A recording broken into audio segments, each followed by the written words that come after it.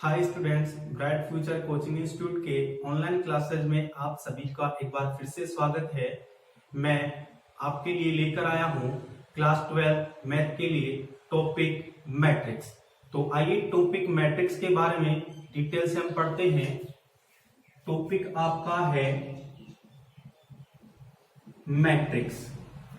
Matrix क्या होता है जानेंगे डिटेल से आज की क्लास में। पर इससे पहले मैं आप लोगों के सामने आव्यूह या मैट्रिक्स शब्द की खोज किसने की, सबसे पहले इसका किसने प्रयोग किया, उन सभी के बारे में आपको डिटेल से बता देना चाहता हूं। तो आव्यूह जो शब्द आपके सामने दिख रहा है, इस आव्यूह शब्द का सर्वप्रथम प्रयोग जे सिल्वेस्टर ने किया तथा आव्यूह विषय की खोज गणितज्ञ आर्थर कैली ने की।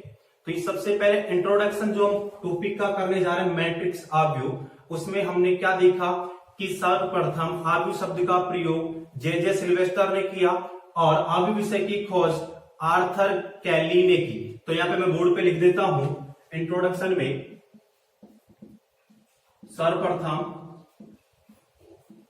सर्वप्रथम आव्यूह यानी मैट्रिक्स आव्यूह शब्द का प्रयोग जे सिल्वेस्टर ने किया तथा गणितज्ञ आर्थर कैली ने आव्यूह विषय की खोज की। इसके बाद में आव्यूह होता क्या है, यहां पे सबसे पहले प्रयोग किया वो तो आपने देख लिया कि जे सिल्वेस्टर ने किया। आव्यूह विषय की खोज आर्थर कैली ने की, लेकिन आव्यूह मैट्रिक्स होता क्या है तो डिटेल्स में आपके सामने लिखने जा रहा हूं। यहां पे आव्यूह मैट्रिक्स यहां पे लिख रहा हूं संख्याओं या फलनों के आयताकार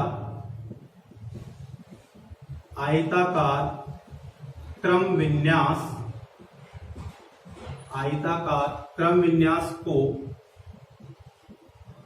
आव्यूह यानी मैट्रिक्स कहते हैं। क्या लिखा है यहाँ पे, संख्याओं या फलनों के आयताकार क्रम विन्यास को आव्यूह मैट्रिक्स कहा जाता है। जैसे मैंने आपके सामने लिखा 2 3 5 4, यहां पे लिखा मैंने sin x plus 2 tan x sec x और यहां पे लिख दिया मैंने 1। तो यहां पे संख्याओं या फलनों के आयताकार क्रम विन्यास क्या कहा जाता है, मैट्रिक्स कहा जाता है, आव्यूह कहा जाता है। फिर आगे जो नेक्स्ट लाइन में लिखने जा रहा हूं मैं, देखना आप, आव्यूह को अंग्रेजी वर्णमाला के बड़े अक्षरों A, B, C और भी आगे आव्यूह होंगे तो और भी आप अक्षर ले लेंगे। आव्यूह को अंग्रेजी वर्णमाला के बड़े अक्षरों A, B, C के द्वारा प्रदर्शित करते हैं तथा अवयवों को आव्यूह के अंदर लिखा जाता है। इसके बाद में देखना अवयव को अंग्रेजी वर्णमाला के बड़े अक्षरों ए बी सी के द्वारा प्रदर्शित करते हैं। अवयवों को अवयव के अंदर लिखा जाता है। अब यहाँ पे देखने वाली बात क्या है कि यहाँ पे आपने नाम दे दिया जिसको ए और इसको नाम देते हैं बी। तो ये तो मैंने व्यक्त कर दिया। अवयवों को मैंने कहा लिख दिया इसके अंदर। अब देखना आगे जो मैं बात बोलने जा रहा हूं, ऊर्ध्वाधर रेखा के रूप में, ऊर्ध्वाधर रेखा के रूप में लिखी गई संख्याएं स्तंभ कहलाती। ऊर्ध्वाधर यानी बिल्कुल इस तरीके से, यहां भी आप देखेंगे इस तरीके से ऊर्ध्वाधर रेखा के रूप में लिखी गई संख्या आपकी क्या कहलाएगी? स्तंभ। और क्षैतिज रेखा, क्षैतिज रेखा के रूप में लिखी गई संख्याएं पंक्ति कहलाती है, कॉलम कहलाती है। तो यहां पे मैं बोर्ड पे लिख देता हूं, अवयव के लिए बड़े कोष्ठक का प्रयोग करते हैं। साथ में यहां पे लिख देता हूं, क्षैतिज रेखा के रूप में लिखी संख्याएं पंक्ति रो कहलाती है, रो कहलाती है। तो यहां पे सर्वप्रथम मैंने आपको क्या बताया, इंट्रोडक्शन दिया है, मैट्रिक्स अवयव क्या होती है। सर्वप्रथम अवयव शब्द का प्रयोग किसने किया? जे सिल्वेस्टर। उसके बाद में आपने देखा कि आर्थर केली जो गणितज्ञ थे उन्होंने क्या किया? अवयव विषय की खोज की। यहाँ अवयव क्या होता है, परिभाषा लिखी है, संख्याओं या फलनों के आयताकार क्रम विन्यास को क्या कहा जाता है? अवयव। फिर आपने देखा अवयव को अंग्रेजी वर्णमाला के बड़े अक्षर ए बी सी इनके द्वारा क्या करते हैं? प्रदर्शित करते हैं। तथा अवयवों को कहां लिखा जाता है? इसके अंदर। अवयव के लिए बड़े कोष्ठक, इस तरीके का जो कोष्ठक होगा वो किसको प्रदर्शित करेगा? आपका अवयव को। फिर आगे मैंने बोला कि क्षैतिज रेखा के रूप में लिखी संख्याएं पंक्ति कहलाती है। क्षैतिज आप देखें, ये तो आपकी क्या होगी? क्षैतिज। ये क्या होगी आपकी? क्षैतिज। इसे क्या कहेंगे आप? पंक्ति। ऊर्ध्वाधर को क्या कहेंगे आप? स्तंभ। तो स्टूडेंट आप वीडियो को पॉज करके स्क्रीनशॉट भी ले सकते हैं या फिर आप इसे अच्छे से नोट्स बना लें, जिससे कि आप लोगों को आसानी रहेगी मैट्रिक्स को पढ़ने में, जो कि आपकी बुक का चैप्टर नंबर 3 है। और आसानी रहेगी आगे की, जो जैसे ही आप ये थ्योरी पढ़ेंगे उसके बाद में आपकी एक्सरसाइज बहुत आसान तरीके से होने वाली है। तो एक बार आप इसको उतार लें ताकि मैं इसको रफ कर सकूं।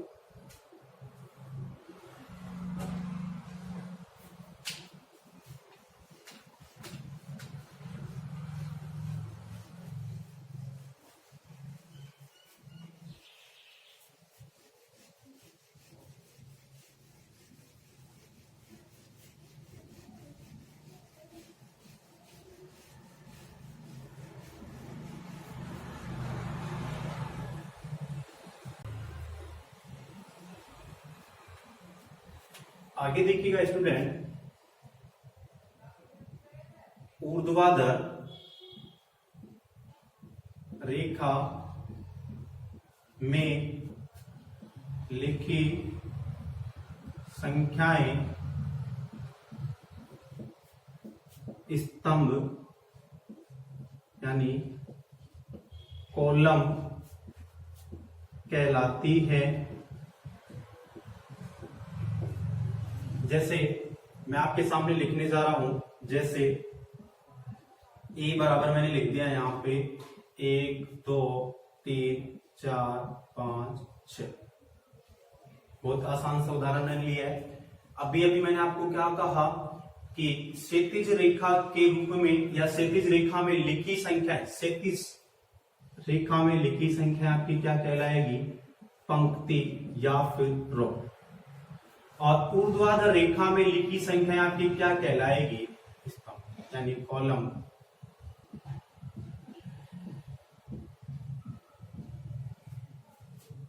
यहाँ पे स्तंभ मैंने लिख दिया है, पंक्ति मैंने आप लोगों के सामने लिख भी दी है। और फिर आगे देखिएगा 3-4 बातें यहां से क्लियर हो रही है। आव्यूह को बड़े कोष्टक के रूप में लिखा, अवयवों को कहां लिखा आपने, अंदर। इसके अलावा आप देख पा रहे हैं यहाँ पे कि आव्यूह को अंग्रेजी वर्णमाला के बड़े अक्षरों के द्वारा व्यक्त किया जाता है। अब आव्यूह की आवश्यकता क्यों पड़ी ये भी हम जान लेते हैं इसी क्लास में। हमारे को कोई भी सूचना व्यक्त करनी है तो हम उसे आव्यूह के रूप में आसानी से व्यक्त कर सकते हैं।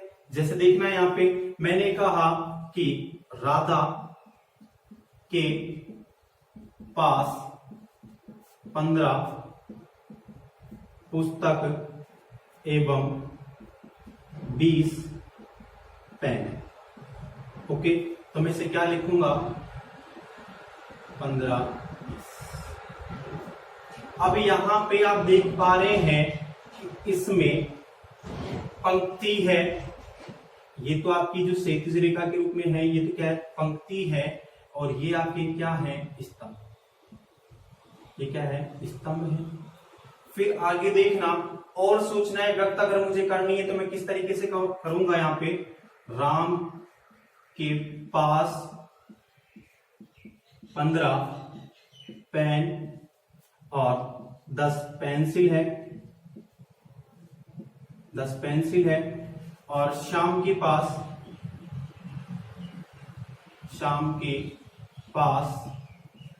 5 पेन और 20 पेंसिल है। सीता के पास, किसके पास, सीता के पास 20 पेन 2 पेंसिल है। अब आप देखिएगा इन तीनों लाइनों से आप आव्यूह किस तरीके से बनाएंगे, किस तरीके से आप सूचनाओं को व्यक्त करेंगे। तो यहां पे आपके सामने मैं इन तीनों से सूचना व्यक्त करने जा रहा हूं। देखिएगा मैंने लिखा यहां पे इस तरीके से बड़ा कोष्टक बनाया। फिर आप मैं यहां पे लिख देता हूं आपके पेन, और यहां पे मैंने लिख दिया पेंसिल। पेन और पेंसिल लिख दिया। यहां पे आ जाएगा आपका राम, फिर श्याम, और फिर आ जाएगी आपकी सीता। राम के पास कितने हैं पेन, 15 पेन है। पेंसिल कितनी है, 10। फिर यहां श्याम के पास कितने पेन है भाई, 5।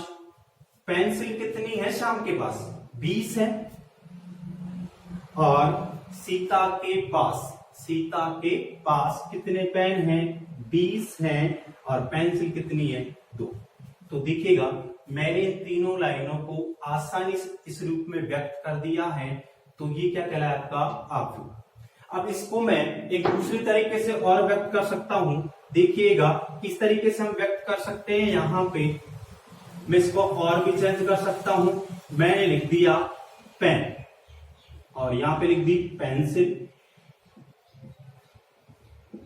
और ये बड़ा कोष्टक बना दिया। क्योंकि अगर आपको आव्यूह बनाना है तो बड़ा कोष्टक को लेके चलना ही होगा, साथ में अवयवों को आप कहां लिखेंगे, उसके अंदर। अब देखिएगा चेंज आप कर रहे हैं, यहां से पेन लिख दिया, पेंसिल लिख दिया, फिर मैंने लिखा राम, फिर लिखा श्याम, फिर लिखा मैंने सीता। अब देखिएगा राम के पास 15 पेन है, यहां पे आप देख सकते हैं। 10 क्या उसके पास पेंसिल है, तो यहां पे लिखा मैंने 15, 10। ओके। फिर श्याम के पास 5 पेन 20 पेंसिल है, तो यहां पे मैंने 5 और 20 लिख दिया। फिर इसके बाद आप देखेंगे सीता के पास कितने, 20 पेन 2 पेंसिल है, मैंने लिखा 20 और 2। क्लियर हो गया। तो यहाँ पे सूचनाओं को मैंने किस तरीके से व्यक्त किया, यहाँ बड़े कोष्टक में अवयवों को लिखा मैंने, तो यही आपका क्या कहलाएगा, आव्यूह कहलाएगा, मैट्रिक्स कहलाएगा। मैंने क्या क्या पढ़ाया आपको, इंट्रोडक्शन पढ़ाया। आव्यूह में क्या परिभाषा दी, संख्याओं एवं फलनों के आयताकार क्रम विन्यास को आव्यूह मैट्रिक्स कहा जाता है। आव्यूह के अवयवों को कोष्टक के अंदर आप लिखते हैं। आव्यूह को अंग्रेजी वर्णमाला के बड़े अक्षरों के द्वारा प्रदर्शित किया जाता है और ऊर्ध्वाधर रेखा के रूप में लिखी संख्याएं आपकी क्या कहलाएगी, स्तंभ यानी कॉलम कहलाएगी। क्षैतिज रेखा में लिखी संख्याएं पंक्ति रो कहलाती है आपकी। अब यहां मैंने आपको डिटेल के साथ उसको व्यक्त करना भी बताया। अब यहां से मुझे आप बताने वाले हैं, मैंने इसको कहा ये पंक्ति आपकी, ये पंक्ति है, ये क्या आपका स्तंभ। और ठीक इसी प्रकार यहां भी ये पंक्ति हो गई। यहां से बात आपको मालूम चल रही होगी कि यहां कितनी पंक्ति है, एक और एक दो। स्तंभ कितने हैं, एक स्तंभ, दो स्तंभ, तीन स्तंभ। पंक्ति हो गई दो, स्तंभ कितने हो गए, तीन। तो यहां पे एक बात मैं आपको बोलने जा रहा हूं, किसी भी आव्यूह में पंक्ति एवं स्तंभ के गुणनफल रूप को आव्यूह की कोटि कहा जाता है, ऑर्डर ऑफ मैट्रिक्स। जैसे यहां पे आप देखेंगे ये कितनी, इस ए जो आपका आव्यूह है इसकी कोटि कितनी होगी, तो ये होगा आपका 2 गुणा 3।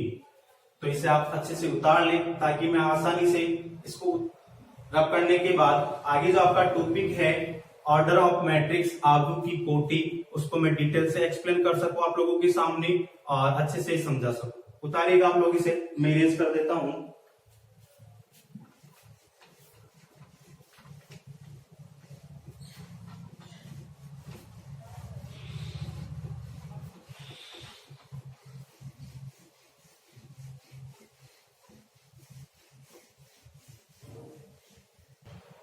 हाँ जी स्टूडेंट्स, आगे अब देखिएगा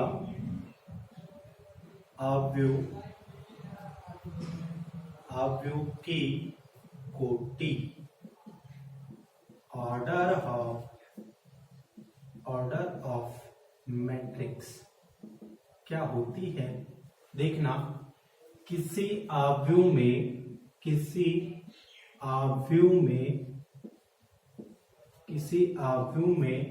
पंक्ति तथा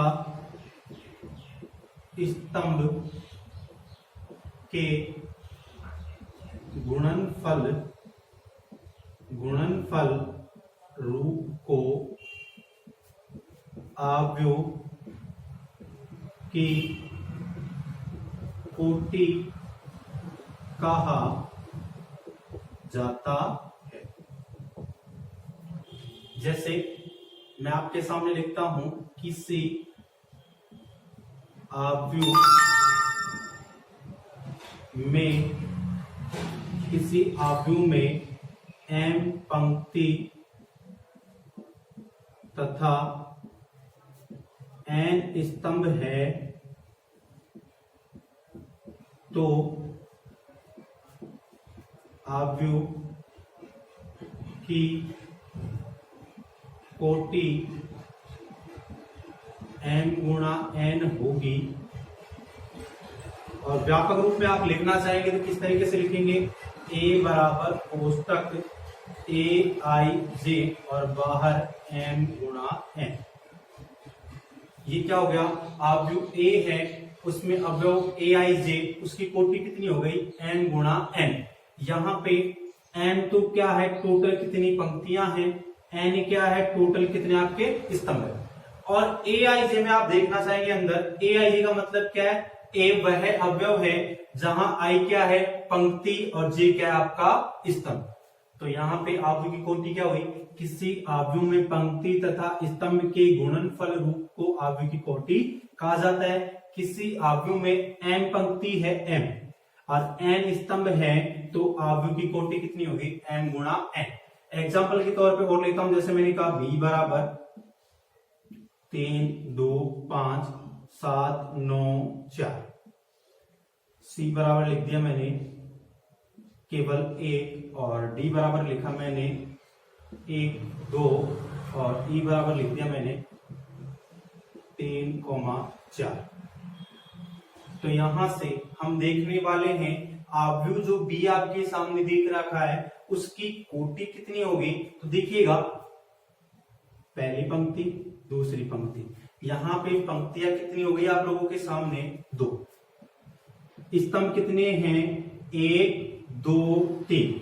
यानी आव्यूह बी की जो कोटि होगी कितनी होगी? 2 गुणा 3।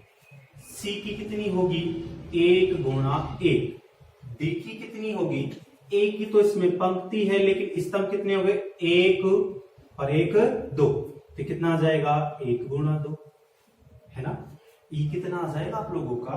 यहाँ पंक्ति कितनी आप लोगों की? 1, लेकिन स्तंभ कितने हैं? 2। तो आपको आव्यूह की कोटि किस तरीके से निकाली जाती है अच्छे से समझ में आ गया होगा। एक बार आप इसका स्क्रीनशॉट ले लें वीडियो को पॉज करके, फिर आगे बढ़ते हैं।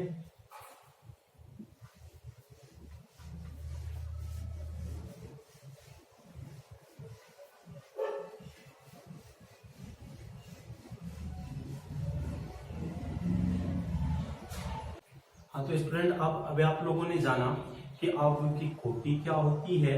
किसी आव्यूह में पंक्तियों एवं स्तंभों के गुणनफल रूप को आव्यूह की कोटि कहा जाता है, ऑर्डर ऑफ मैट्रिक्स। अब मान लो किसी आव्यूह की कोटि m गुणा n है, तो वो आव्यूह आयताकार रूप में किस तरीके से विन्यासित होगा वो देखना आप लोग। मैं बोर्ड पे बनाना जा रहा हूं, आप लोग भी सीखते जाना। किसी m गुणा n आव्यूह का आयताकार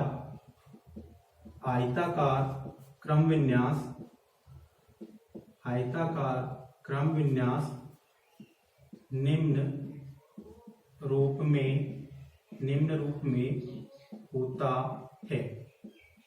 देखिएगा इस तरीके से बनाने वाला हूं। यहाँ पे देखना आप लोग, A11 A12।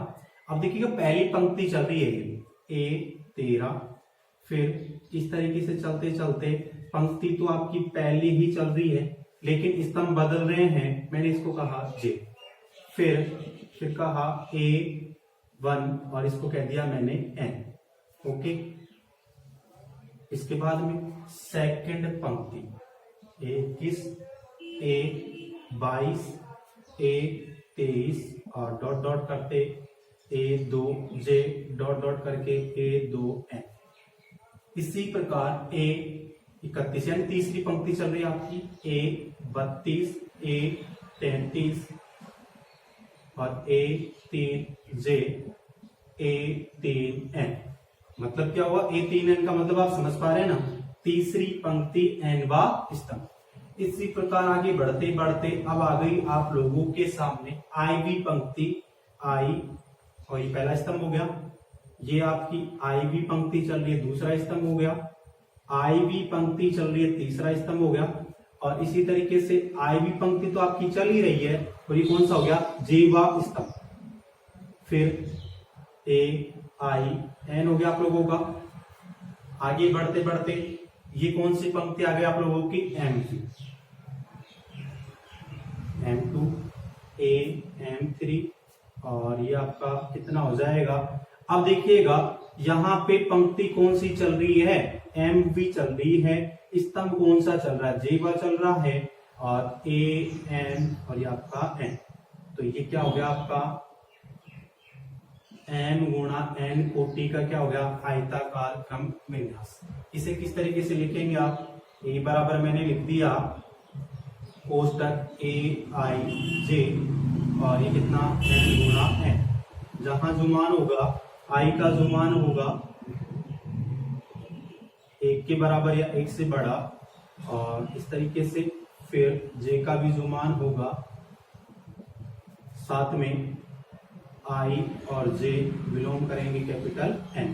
तो ये मैंने क्या बताया स्टूडेंट्स आप लोगों को? किसी M गुणा N आव्यूह का आयताकार क्रम विन्यास निम्न रूप में होता है। किस तरीके से होता है? M गुणा N कोटि का कोई आव्यूह है, उसका आयताकार क्रम विन्यास किस तरीके से होगा मैंने आप लोगों को बोर्ड पे समझा दिया।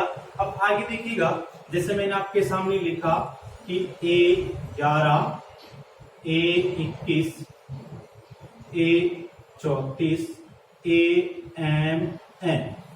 यहां से आप लोगों को क्या पता लगने वाला है देखिएगा 11 का मतलब क्या है, यह है अवयव पहली पंक्ति, पहली पंक्ति और पहला स्तंभ, पहली पंक्ति पहला स्तंभ। A21 कौन सा अवयव आपका होगा, देखिएगा यहां पे दूसरी पंक्ति और पहला स्तंभ। इसी प्रकार A34 क्या होगा आप लोगों का, तीसरी पंक्ति और चौथा स्तंभ। AMN क्या होगा, MV आपकी क्या हो जाएगी, पंक्ति, और NV क्या हो जाएगा आपका स्तंभ। क्लियर हो गया होगा। किसी M गुणा N अवयव का आयताकार क्रम विन्यास निम्न रूप में होता है। फिर उसके बाद में आप लोगों ने अवयवों को देखा कि किस तरीके से अवयवों को समझा जाता है यहाँ पे। अब आगे आप देखिएगा,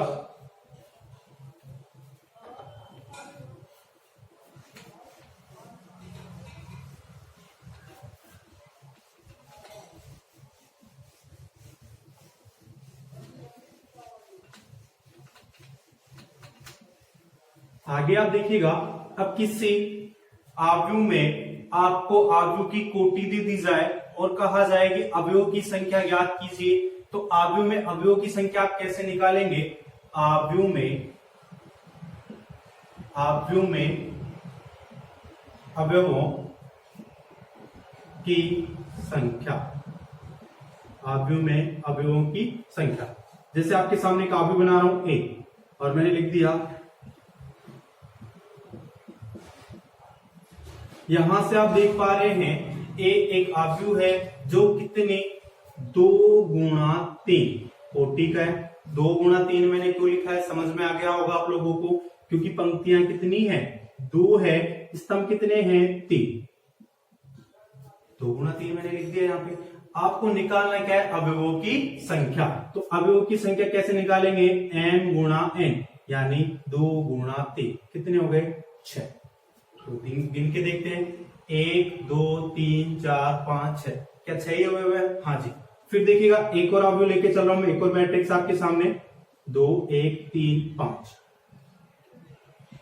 2 गुणा 2 का है। यहाँ पे बी जो अवयव है इसकी कोटि कितनी है, 2 गुणा 2, यानी पंक्तियां भी कितनी है, 2 है, और स्तंभ भी कितने हैं, 2 है। अवयव की संख्या कैसे निकालेंगे, m गुणा n, क्या हो जाएगा, 2 गुणा 2 कितना आ गया, 4। क्लियर हो गया होगा। इसके बाद में आगे क्वेश्चन देखिएगा, एक किसी अवयव में अवयव की संख्या 6 है तो उस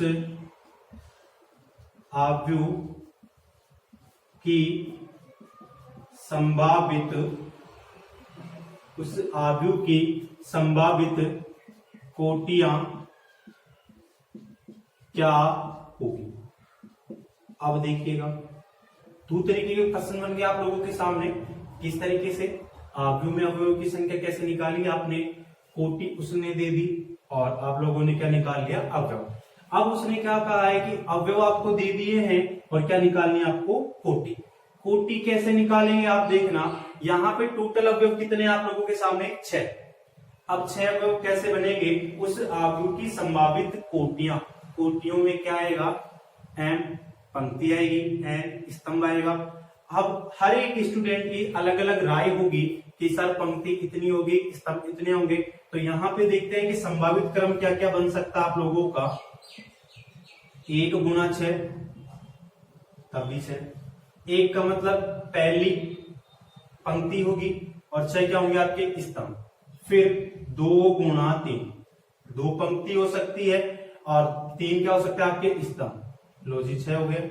फिर देखिएगा 3 गुणा 2, 3 पंक्ति 2 स्तंभ 6 हो गया, और 6 गुणा 1 ये कितना हो गया आपका, 6 हो गया। क्लियर है। तो यहाँ पे 4 प्रकार की संभावनाएं आप लोगों के सामने बन रही है। किसी अवयव में अवयव की संख्या 6 है तो उस अवयव की संभावित कोटियां क्या होगी। इसी प्रकार और भी क्वेश्चन आप कर सकते हैं। जैसे मैंने लिखा कि ए में कितने अवयव है, आपके 8 अवयव हैं,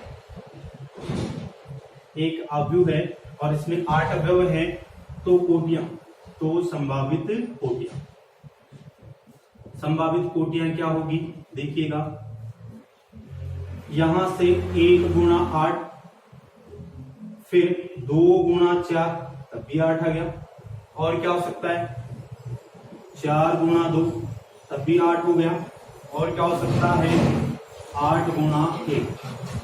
क्लियर हो गया होगा। किसी भी अवयव में अगर आप लोगों को अवयव की संख्या दे दी जाए तो उस अवयव की संभावित जो कोटियां होती है आप किस तरीके से ज्ञात करेंगे। क्लियर हो गया होगा, समझ में आ गया अच्छे से।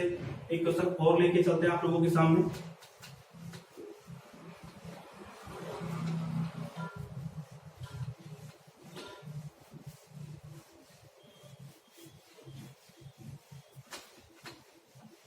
हाँ तो स्टूडेंट एक क्वेश्चन और लेके चलते हैं।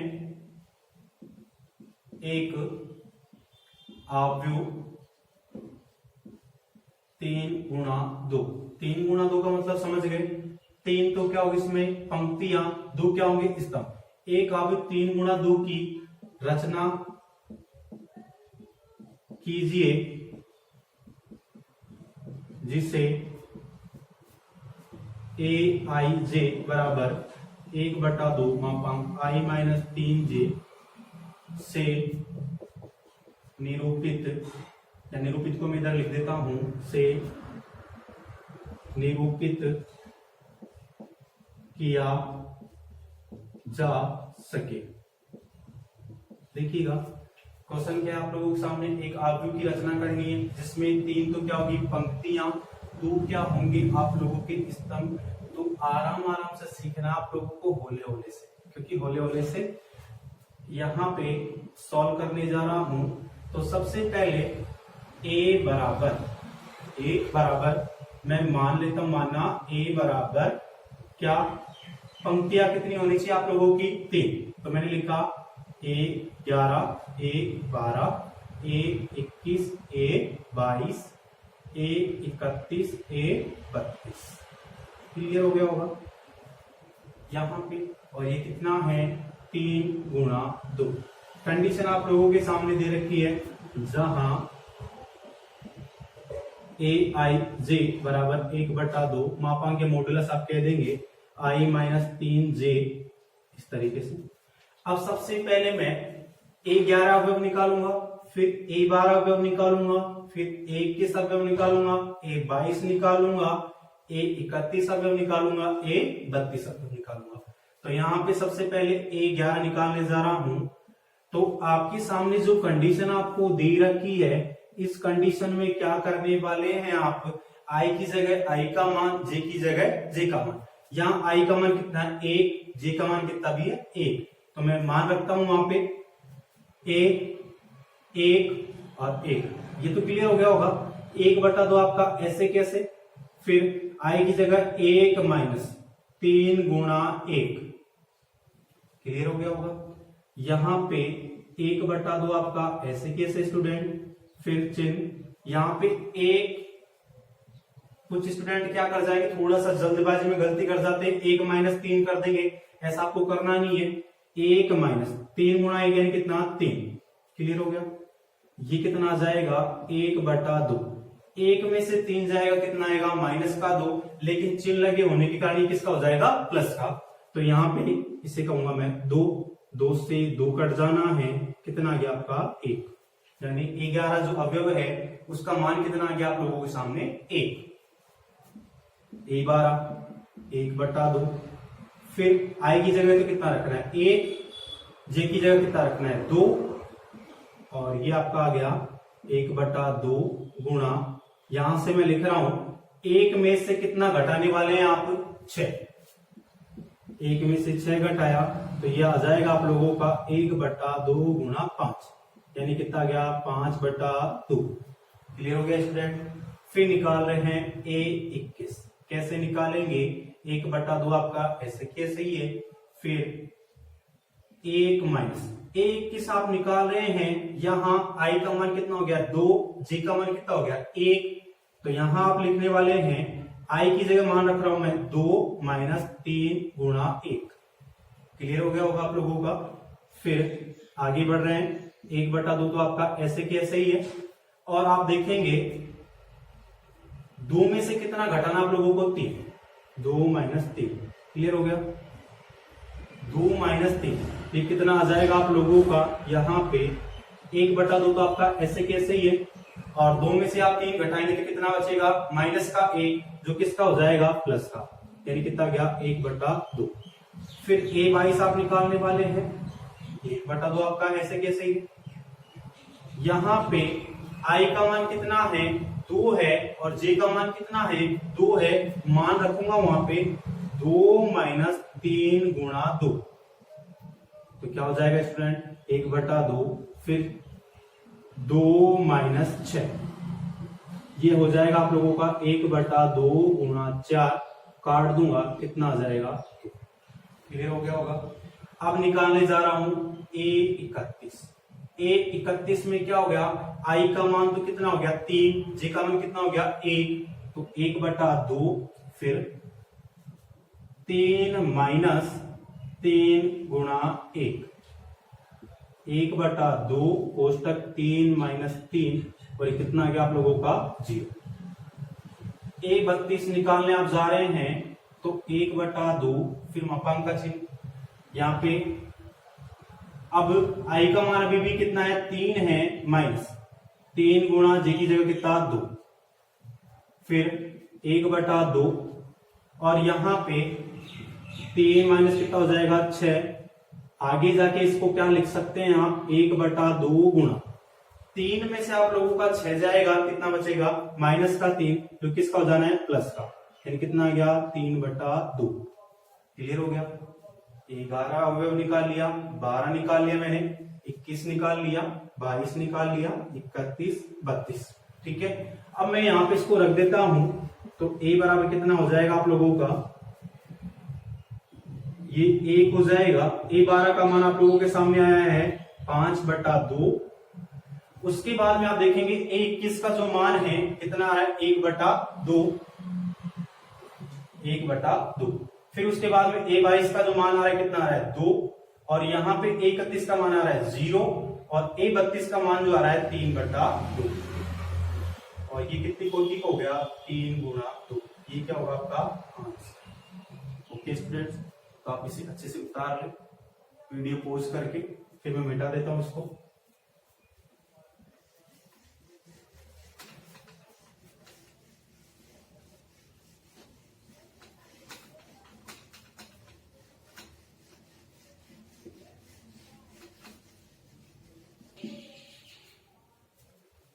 हाँ, तो अब स्टूडेंट्स अब पढ़ने जा रहे हैं आव्यूह के प्रकार। आव्यूह कितने प्रकार के होते हैं, उससे पहले मैंने आप लोगों को क्या क्या पढ़ाया, आपने देखा होगा कि सर्वप्रथम हमने क्या देखी, इंट्रोडक्शन देखा। इंट्रोडक्शन में आव्यूह की परिभाषा या आव्यूह शब्द का जो प्रयोग है सबसे पहले जे सिल्वेस्टर ने किया, और आव्यूह की खोज आर्थर कैली ने की। उसके बाद में आपने आव्यूह की परिभाषा देखी, और आव्यूह को किसके द्वारा प्रदर्शित किया जाता है, आव्यूह को कहाँ लिखा जाता है, और आव्यूह को बड़े कोष्टक के रूप में उपयोग करते हैं। साथ में आप लोगों ने देखा कि ऑर्डर ऑफ मैट्रिक्स आव्यूह की कोटि आपने देखी। फिर m गुणा n आव्यूह है एक, उसको आप किस प्रकार से आयताकार विन्यासित कर सकते हैं। उसके बाद में आपने देखा एक आव्यूह की रचना किस प्रकार की जाती है। अब हम पढ़ने वाले हैं आव्यूह के प्रकार। आव्यूह के प्रकार, आव्यूह के प्रकार, टाइप ऑफ मैट्रिक्स। यहाँ पे आव्यूह के जो प्रकार होंगे कितने प्रकार के होते हैं, ध्यान से सुनिएगा। आव्यूह 9 प्रकार के होते हैं। कौन कौन से होते हैं, पहला होगा आपका पंक्ति आव्यूह, दूसरा होगा आपका स्तंभ आव्यूह, तीसरा होगा आपका वर्ग आव्यूह, चौथा जो आपका होगा विकर्ण आव्यूह, पांचवा आपका होगा अदिश आव्यूह, छठा जो आपका होगा वो होगा आप लोगों का इकाई आव्यूह या तत्समक आव्यूह, सातवां जो होगा आपका शून्य आव्यूह, आठवां जो होगा आप लोगों का त्रिभुजाकार आव्यूह, और नवा जो होगा आप लोगों का वो होगा आपका समान आव्यूह। तो मैं इन सब नो के बारे में भी बोर्ड के सामने बोर्ड पे डिस्कस करता हूं। देखिएगा, सबसे पहले टाइप लिख देता हूं। पहला तो क्या होगा आपका पंक्ति, पंक्ति आव्यूह। सेकंड होगा आपका स्तंभ आव्यूह। थर्ड होगा आपका वर्ग आव्यूह। 4 नंबर पे होगा आपका विकर्ण आव्यूह, विकर्ण आव्यूह। 5 पे होगा आपका अदिश आव्यूह।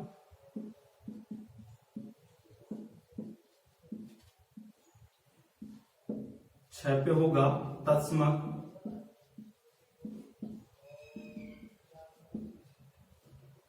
7 पे होगा आपका 7 पे हो जाएगा आप लोगों का तत्समक आव्यूह हो गया शून्य आव्यूह। 8 पे आप लोगों का हो जाएगा त्रिभुजाकार, त्रिभुजाकार आव्यूह। और 9 पे हो जाएगा आप लोगों का समान आव्यूह। तो यहां पे आप लोगों ने क्या देखा कि आव्यूह के कितने प्रकार होते हैं? 9। पंक्ति, स्तंभ, वर्ग, विकर्ण, अदिश, तत्समक, शून्य, त्रिभुजाकार और समान आव्यूह। इन सभी 9 प्रकार के आव्यूह के बारे में हम नेक्स्ट क्लास में डिटेल से पढ़ने वाले हैं। साथ में जितना मैंने आप लोगों को यहाँ पे पढ़ाया है उसको अच्छे से पढ़ना और आपकी किताब की एक्सरसाइज 3.1 को आप हल करने की कोशिश करें। सारे सवाल आप लोगों से हल हो जाएंगे। बाकी अगर कोई प्रॉब्लम आती है नेक्स्ट वीडियो में बताने वाला हूँ आप लोगों को। साथ में जितना मैंने आप लोगों को आज यहाँ पे दोहराया है, पढ़ाया है, उसको आप घर